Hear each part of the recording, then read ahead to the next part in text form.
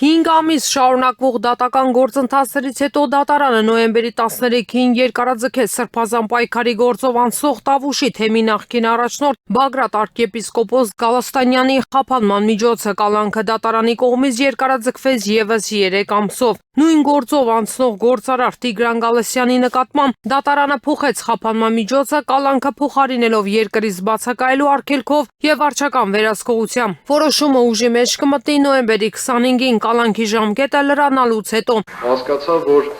առողջական վիճակի վատթարացումը տեղի ունեցել քրեակատարողական հիմնարկ մուտք լինելուց հետո։ Ճիշտ է ընկալումը այդ կապակցությամբ։ Խնդիրները արկա են եղել հարգելի հանրային մեղադրող բավականին երկար ժամանակ,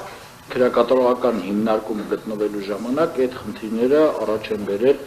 սրացումներ։ Ու վիճակը այս պահին ախտորոշվել է այսպես, այսինքն այնպես չի, որ առողջ մարդ ընդունվել է, հենց այնտեղ ձեռք է բերել, ես անկեղծ ներկայացնում եմ, այդ խնդիրները եղել են, այդ ճողվածքները եւ այլն, այնտեղ համապատասխան պայմանների ամենայն հավանականությամբ պատճառով խնամքի, որ չի կարողանում նայել այդ խնամքի, դրանք սրվել են ու առաջաբերել այս իրավիճակում գտնվում է, այսինքն ցավեր միշտ ունեցել է եւ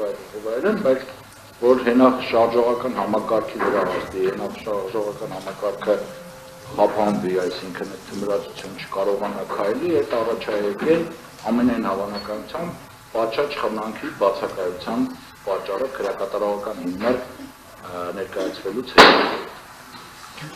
Խափանման միջոցի փոփոխությունը պայմանավորված է Գալստանյանի առողջական վիճակի վատացման պաշտպանը դատարանին ներկայացրել էր համապատասխան բժշկական փաստաթղթեր, ըստ որոնց կալանավայրում Գալստանյանի առողջությունը ընկտրուկ վատացել է։ Նոյեմբերի 13-ին նա դատարան էր ներկայացել անվասալյակով։ Նույն քրեական գործով անցնող Հույդան ԳՄ անդամ Իգոր Սարգսյանի դեպքում նույնպես տեղի է ունեցել փոփոխություն։ Դատավոր Ֆարխոյանը նրա կալանքը փոխել է տնային կալանքով։ Նրա կալանքի ժամկետը լրանում է նոյեմբերի 25-ին, ինչից հետո նա կտեղափոխվի տնային կալանքի։